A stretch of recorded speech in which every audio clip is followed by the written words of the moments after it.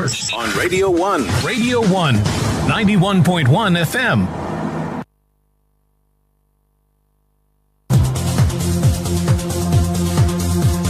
Perezida w'urubanyuge mu Rwanda mw'isi no mw'ijuru ni Angeli Mutabaruka, ni homme integre nawe cyane, kandi reka mushimire cyane yatumimbere uyu munsi.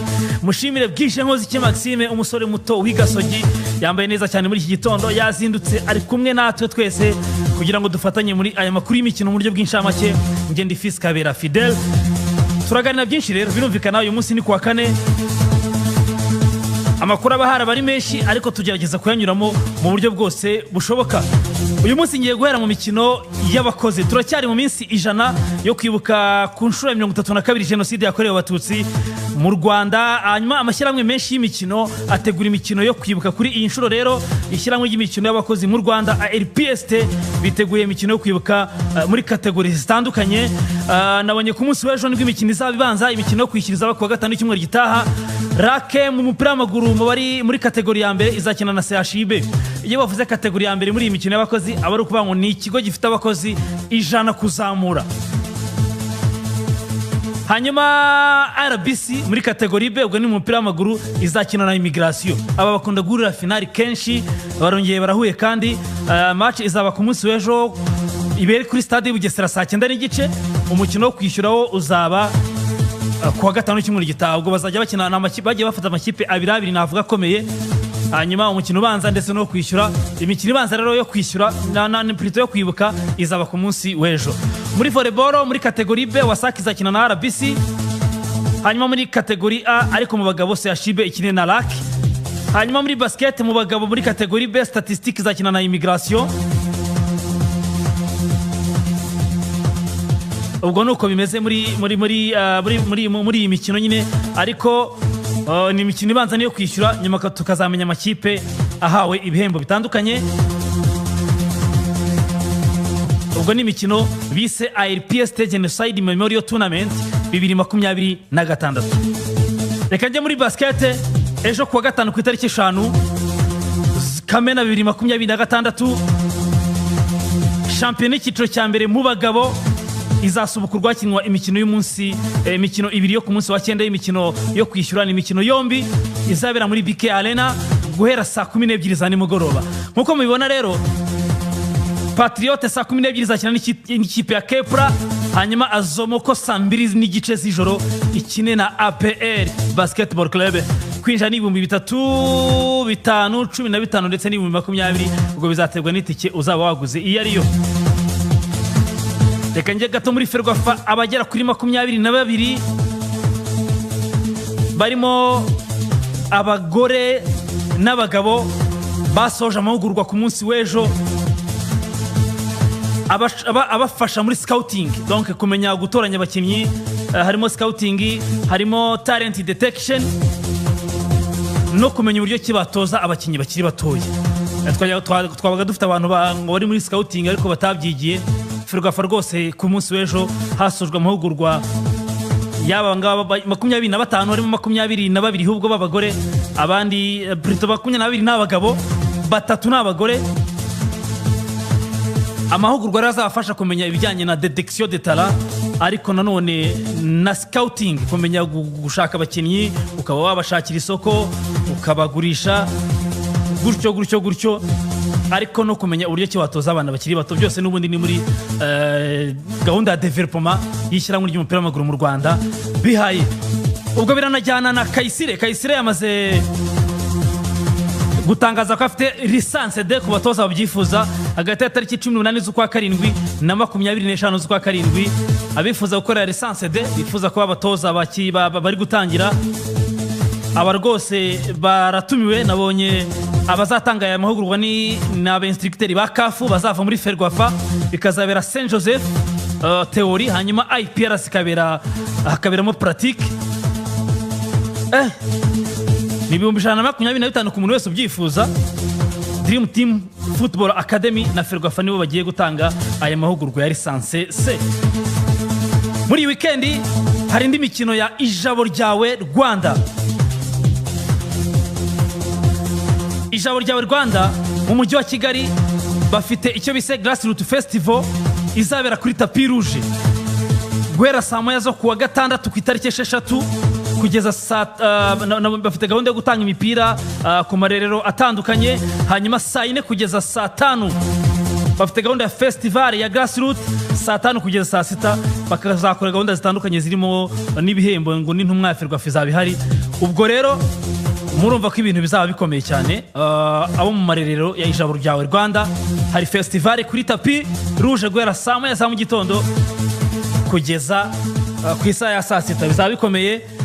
Ubwo Sheikh Hamdan yaramaze igihe adahari ataboneka, ubwo tugiye kongera tumubone muri izi gahunda z'Ijabo ryawe Rwanda kuri wa gatandatu.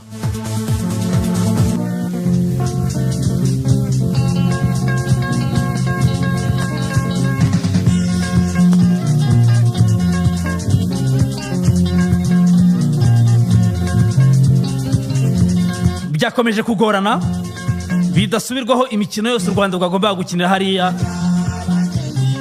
byarangiye iyi mikino yose ikuweho. Umukino wa gicuti agomba guhuza u Rwanda na Tanzania tariki 9 2026 wakuyeho kubera ingamba zafashwe n'inzego zishinzwe ubuzima muri Maroc zo kwirinda icyorezo cya Ebola. Hanyuma byatangajwe mbere na mbere n'ishyirahamwe rya ruhago yo muri Tanzania Football Federation TFF. Hanyuma u Rwanda rwo rufite imikino ibiri, harimo n'umukino wa Comore nawo uri kubera i Marrakesh muri Maroc kuwa gatandatu. Ferwafa kugeza nimugoroba nta kintu yari yatangaza, nubwo baje gusohora itangazo nyuma bategereje igisubizo, ariko baje kukibona nimugoroba.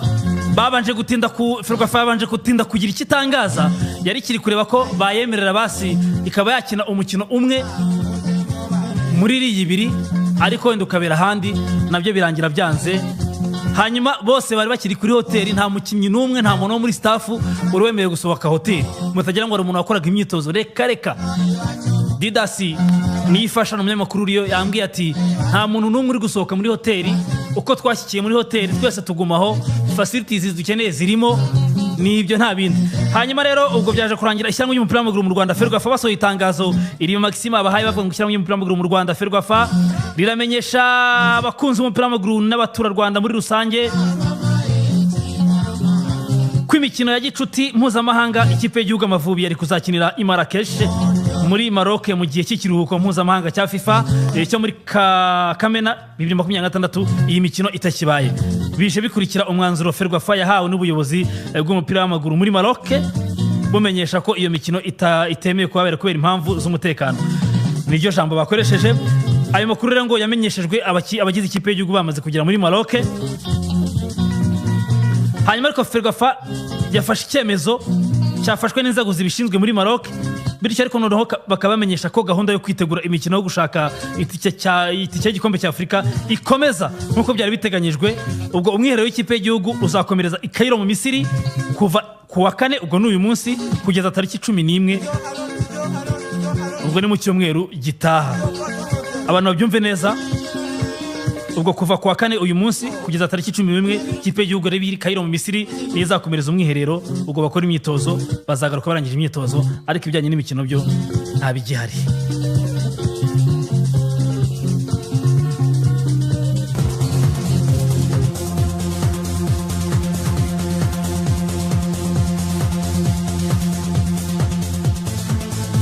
Nibyo rero ku ikipe y'igihugu y'u Rwanda Amavubi, ubwo baraguma mu Misiri, niho bagiye kwere, niho nakubwo bavuye Marrakesh berekeza mu Misiri. Uyu munsi baratangira umwiherero, bakora imyitozo bisanzwe izarangiza ku itariki 11 bahita bigarukira. Ubwo nta mikino ya gicuti izaba.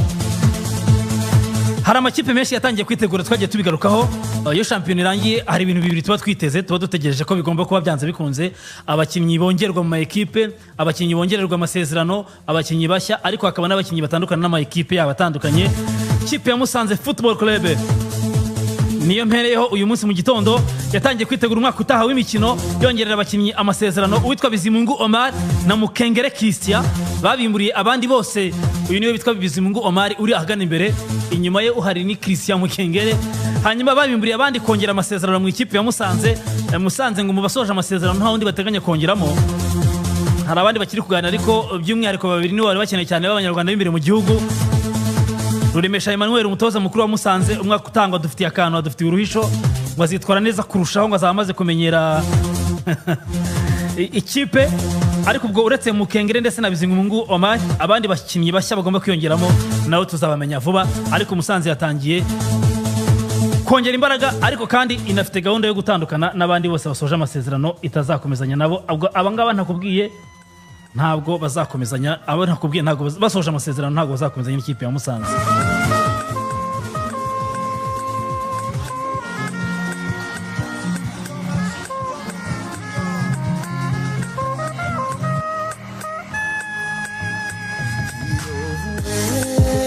Kipe ya Kiyovu Sport Football Club nayo iri muri uwo muryo wo kubanza gusigarana beza ifite hanyuma abatari beze kabarekura bakigendera. Uwitwa Nsanzimfura Kedi yongereye amasezerano, Mbonyi Regis yongereye amasezerano, Sheriff Ba yongereye amasezerano mbere yo gusubira iwabo mu karuhuko gatoya. Nze Rwanda Jihad byari byabanje kugoranamo gake no munyezamu nawe yongereye amasezerano. Na Byiringiro David ukina kuri gatatu akunda kwita Kamoso nawe yongereye amasezerano. Muri staff bongereye witwa Sebarera Ayubu ni fitness coach azwi nka Ramosi kera gikina umupira w'amaguru witwa Ramosi nawe rero yongera amasezerano. Hanyuma gushaka abakinnyi bashya rero babaye babiretse bagiye kubanza gushaka umutoza mukuru w'ikipe ya Kiyovu Sport bamara kumubona akazagira uruhare muri recruitment z'abakinnyi bashya. Hanyuma abakinnyi bwo mwumvisha batongera amasezerano basoje amasezerano abo nabo bagomba gutandukana n'ikipe ya Kiyovu Sport. Nuko bimeze rero muri Kiyovu bategereje umutoza mushya haracyari kugirwa impaka nyinshi ku mutoza waza mu ikipe ya Kiyovu Sport ntaramenyekana ariko bitewe n'intego bashaka kumuha zo kuzasohora Kiyovu Sport muri CAF umwaka utaha agomba kugira uruhare muri recruitment zizaba. Niyo mpamvu babaye baretse kugira ikintu bakora icyo ari cyo cyose. Iyo ni ikipe ya Kiyovu Sport nayo iri kuyubaka nyine birumvikana yongereye amasezerano abo ngabo ifite itegereje abandi batandukanye bazaza ari ku mutoza amaze kuza.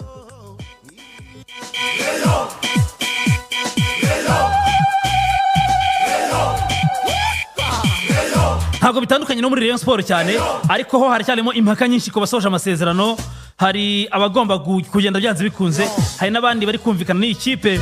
Abasoje amasezerano muri rusange nibigira Imana Bedi Basane Kuranya Aziz Bienvenue Joachim Vininyu Dianye Yusu Ishimwe Ganijuru Eri Bayisenge Meri Ishimimana Emmanuel Kabange Ishimimana Fabrice Ishimwe Fisto Ishimwe Patrick Faringanye Kwizera Olivier Ndayishimiye Richard ndetse na ya Nike Bangara Ritombo.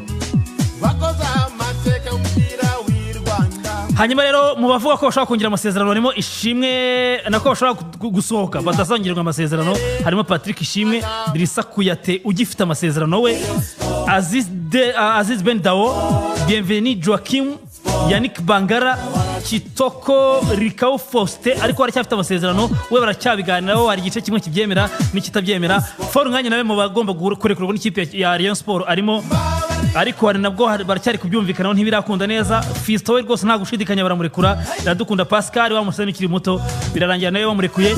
Undi bari gushidikanyaho ni Aziz Basani Kuranya bavuga ati uyu muntu wagiye utunanira akaba agiye mu bihanisho zigera kuri 3 nubwo ari umukinnyi mwiza nawe ashobora kuzagorana. Niyo mpamvu nawe rero biracyagoranye. Hanyuma abazongerwa amasezerano amakuru namenye muri Rayon Sport nyakuye ku muntu umwe muri staff nuko rwose bazabahenda. Nta muntu uzahenda ikipe ya Rayon Sport muri abo uretse Yusudian na Kwizera Olivier mu gihe bakongera abandi bose rwose ntago bazaba bahenze cyane. Na Kabange abandi ntago bazahenda abo bazangirira amasezerano bandi ntago bazaba bahenze amafaranga make bakongeramo imbaraga tukabona Rayon Sport uyu mwaka utayitandukanye n'iyi twabonye. Nuko hanyuma rero witwa Kwizera Olivier we ashobora kugenda isaha n'isaha ariko witwa umuzamu w'ikipe ya Police Patience Niyongira niwe target yihutirwa mu ikipe ya Rayon Sport mu gihe Kwizera Olivier yabagiye ariko n'igihe atagenda hari igihe bamuzana bakaba ari babiri. Nibyo rero nditegura kwakira Angeli Mutabaruka kugira ngo tugezeho ibyo duteguriye. Reka nkubwire ko muri iki gikombe cy'isi tugira amakuru amwe namwe tubaha atandukanye. Amakipe yatanze abakinnyi benshi mu ikipe y'igihugu. Burya amakipe gutanga abakinnyi benshi mu ikipe y'igihugu mu gikombe cy'isi utahana n'amafaranga. Ya mbere yatanze abakinnyi benshi ni Manchester City yatanze abakinnyi 19, Bayern Munich itanga 18, Arsenal 16, Paris Saint-Germain 16, Barcelona ya gatanu 15, Al Hilal itanga 12, Atletico Madrid itanga 12, Crystal Palace itanga 12. Crystal Palace yatanze abakinnyi benshi kurusha ba Real Madrid. Manchester United 11, Liverpool 11, Real Madrid 10. Gwango ikipe ya Manchester United yonyine izabona amafaranga miliyoni 263 z'amayero kubera gutanga abakinnyi mu ikipe y'igihugu. Ayo yonyine urumva ko yakora na recruitment z'umwaka utaha. Polisi ugira abakinnyi benshi mu ikipe y'igihugu mu gikombe cy'isi, ni nako ugira gutyo ukabona amafaranga menshi atandukanye. So nibyo rero, ubwo mu kanya ndakiranje iri mutabaruka tugeze ibyo duteguriye. Imikino itandukanye ya gicuti ikomeje kuba. Arsenal yaratsinze abahorandi igitego kimwe na Porto. Algeria yaratsinze abahorandi igitego kimwe ku busa. Abataliyani batsinze Luxembourg igitego kimwe ku busa. Haiti yatsinze New Zealand ibitego 4 ku busa. Philippines itsinda Guam ibitego 5 ku busa. Israel itsinda Albania igitego kimwe ku busa. Congo Kinshasa inganya ubusa ku busa na Denmark. Poland 2-2 n'ikipe y'igihugu ya Nigeria. Uyu munsi Lesotho irakina na Kenya, Iran ikine na Mali. Iyo ni imwe mu mikino igiye ihari muri rusange ya gicuti. Hari kalendari ya FIFA yego, ariko hari n'amakipe menshi ari kwitegura imikino itandukanye y'igikombe cy'isi. Nibyo rero twatuvuze kuri uyu munsi kwa kane. Ubwo ibindi turagaruka mu biganiro byacu biri imbere mu masaha ari imbere. Hari n'andi makuru azajya yaje saa 5 kugera saa 7. Bajene bose bari tayari cyane, Christian, Bosco, Edimo n'abandi batandukanye bose bazaba bahari bameze neza. Nibyo rero mutabaruka ari tayari cyane, afite amakuru menshi, afite ama breaking news, afite amakuru y'imibundano ntajya yabura sinza hayakura. Nawe ntasinzira ijoro ayahiga kugira ngo aze kuba ari amakuru meza kuko agezweho buri muntu wese yagira amatsiko yo kumva. Niyo mpamvu rero ngiye kumuha umwanya nkamwakira muri ubu buryo. Nizere ko imiteguro y'urubambye ngwe umwaka utaha irimbanije. Tubirimo cyane, tubirimo. Kavana hano nabonye hari mobilisation ari gukora. Nayibonye nanjye. Ngendeye ku byo numvishe umuyobozi wa Gasogi Kensi yavuze ubushize ati ahantu hari abantu 25 bashobora kumva bakora fan club y'abakunzi b'ikipe ya Gasogi United. Batubwire babashakira izina n'urubambye ngwe wenda rwo ahantu runaka. Kavana rero yatangiye, ubwo nabandi bakomerezeho. None se hariya ruvuze niyo muri Arabia Saudite. Abantu batagira ngo ni yindi iba inyarugenge. Niyo muri Saudi Arabia, ntabwo ari niyo kwa Cristiano baba bahanganye. Amakipe hariya akunda gutanga abakinnyi benshi. Habamo abakinnyi benshi, nayo twaraga ibikombe byinshi. Nuko akenshi usanga ari abakuze, ariko ntibibabuze guhamagarwa mu makipe yawe y'ibihugu cyane rwose. Kuko hari ifaranga hariya rirajejeta. Amafaranga menshi cyane kabisa. Saudi Arabia ni hatari. Unzaniye ikirere. Kabisa ngo yakwinyeshyamba zo muri ADF rero zongeye kwivugana abasivile muri Republika Demokarasi ya Congo, hariya muri Ituri. Ngo ni hehe byagenze bite? Igipolisi kiri mu mazi abira nyuma yo guhura ozari bari bagiye gutabara. Abo ni mu gihugu cy'Ubwongereza. Byagenze bite? Nkubwira ku bintu by'imibundano rukomeje kwambikana hagati ya Amerika na Irani mu kigobe cya Perse. Bongeze ni mikocagura noneho. Irani iravuga iti twebwe kuturasaho gatoya twe tubifata nk'intambara ikomeye, tukabisubiza nk'abarwana intambara ikomeye. Kandi ibihugu byose bicumbikiye abanyamerika biba bigomba kwirengera ibintu byose byabaye. Iyo niyo magambo y'abanya-Irani. Hanyuma kandi mu Buhinde abanyamahanga 21 baguye mu nkongi y'umuriro. Ese byo byagenze bite? Hanyuma ngufitiye n'andi makuru menshi abagiye asohoka, ariko kandi Legend Cables nayo makuru yose nyakubwiye ntiyakugwa nabi. Ihora ari breaking news. Ihora ari breaking news cyane cyane ku bantu muri kubaka ibikorwa bitandukanye, amazu yanyu cyangwa se ayo muzaturamo, muzacururizamo, insengero se cyangwa n'ibindi byose. Mukenera insinga n'amakable manini y'amashanyarazi ni muri Legend Cables. Nta handi zibarizwa naha ngaha. Abantu muri iyo za Nyamata, Ruhuha, Muhanga, Ruhango, Nyanza, Huye, Gisagara, za Musanze, yo za Rubavu n'ahandi henshi, mujye mubaza Legend Cables aho mugurira insinga n'amakable manini y'amashanyarazi. Bahamagare kuri 0788 cyangwa se 079882 Movit Baby Jelly, amavuta meza yo kwisiga tusiga n'abana bacu, abana dukunda bacu tubasiga amavuta meza atuma bagira uruhu runoze rumeze neza cyane. Hanyuma harimo avocado, aloe vera, coco butter ndetse na mild scent. Abantu basiga abana rwose mwamwizeye umusaruro ufatika iyo bagiye ku ishuri. Hanyuma ikindi gituma umusaruro ufatika ni sosoma, ni cya gikoma kiryoshye, gihumura neza, kirimo intungamubiri kubera uruvange rw'amafu menshi. Ngo nibya bikomoka ku buhinzi bwacu. Ni Sosoma Industries iba yabikoze rero mu myaka irenga 30 bamaze bakora ibintu nk'ibi ngibi. Urumva ko experience barayifite. Nawe kabera niba ufite kuvanga amafungo wayaguze ntabwo wabashobora, nta nubwo wabigezaho. Narabiretse ubireke gura amafu meza. Kandi ibi yaranga nuko kuri ambaraje zabo haba handitseho ibirango nyine bya sosoma hanyuma akaba bafunga ikiro kimwe kugera ku biro 50. urumva ko buri wese uko yishoboye amafu meza arahari. Bahamagare kuri 0728838189 cyangwa se ubasange ku ruganda hariya Niboye, ubwo ni muri Kicukiro ariko n'ahantu hose usanzwe ugurira ibijyanye n'ibigutunga amafu meza ya sosoma wayahabona. Niba dahari babwire ngo ntacyo mufite, nta kintu mufite mudafite sosoma, nta kintu mufite. Hanyuma ikindi rero ngomba kubwira Kabera, ugiye guhinduka umumotari w'umwuga ariko noneho cyane cyane umushoferi w'umwuga, motari w'umwuga. Kubera iki? Kubera ko Spark Taxi imaze guha abantu barenga 1000 moto, barenga 1000 n'umwambaro mwiza mushyashya ndetse na telefone ya smart na casque ebyiri. Urumva rero abantu barakeye. Ikigiye guhinduka mu buryo dutegamo moto, ntihazagira umuntu wongera gutega umumotari wanduye ufite umwanda yo wasinze, umumotari ubona ko afite akajagari, uwo mureke ntuzamutege. Tega umumotari wambaye neza. Spark Taxi byabikemuye, yabagiza ab'umwuga koko. Hanyuma kandi nukuba ari inyangamugayo, kuba afite ubudakemwa mu mico no mu myifatire, kuba agaragaza icyangombwa cya CRB yuko nta madeni aberemo ibigo by'imari. Birumvikana kuko bazamuherekeza bajye kumufasha gusaba inguzanyo muri Equity kuko bamusaba na konti yo muri Equity. Ntabwo Equity izaguha inguzanyo ufite amadeni ahandi warananiwe kuyishyura. Bigaragaze bamenye uko bagufasha. Hanyuma kandi bagusaba n'ibihumbi 50 bya mutation, ariko utayafite aho baragufasha. Wabyumvise neza? Moto baguha iba yujuje ibyangombwa byose. Ubwo ni assurance tout risque ndetse n'imisoro baba barayishyuye na autorisation. Urumva ko baba baranaguhuguye uburyo bwo gutwara ikinyabiziga cy'amashanyarazi. Ariko izi modoka z'amajipe tubanze tuzisure kwa kangahe? Kwa gatandatu ejo bundi sangapi saa 3 za mu gitondo kugera saa 11 z'umugoroba. Hano haruguru munsi ya Minu bumwe hano Kacyiru, aho bakorera kuri kano ganda kerekeza ku musigiti haruguru gato y'umurenge. Zirahari izi modoka, ariko tuzisure kwa gatandatu. Tumanuke tuzirebere, banatubwira uburyo zabizacu, baduha amakuru kuko ntabwo bazizanye ngo bazibigarire. N'ubuyobozi bizacu twebwe. Ube shoferi w'umwuga kandi w'umwuga koko, ukunzwe, utwara abantu, wunguka ku mafaranga bayakubwira ko kaje soboti ni menshi, ariko bakubareka kwereka uburyo byose bitondetse nibyo bakwishyurira byose, usanga ari make pe. Imodoka igatinduka yawe.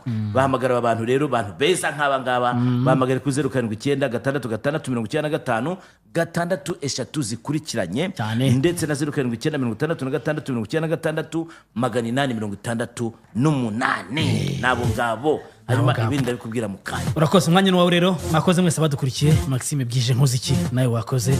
Mugira umunsi mwiza mwese. Whatever happens in sports. Throwing toward the end zone. The best in talking sports. Hear it first On Radio 1. Radio 1, 91.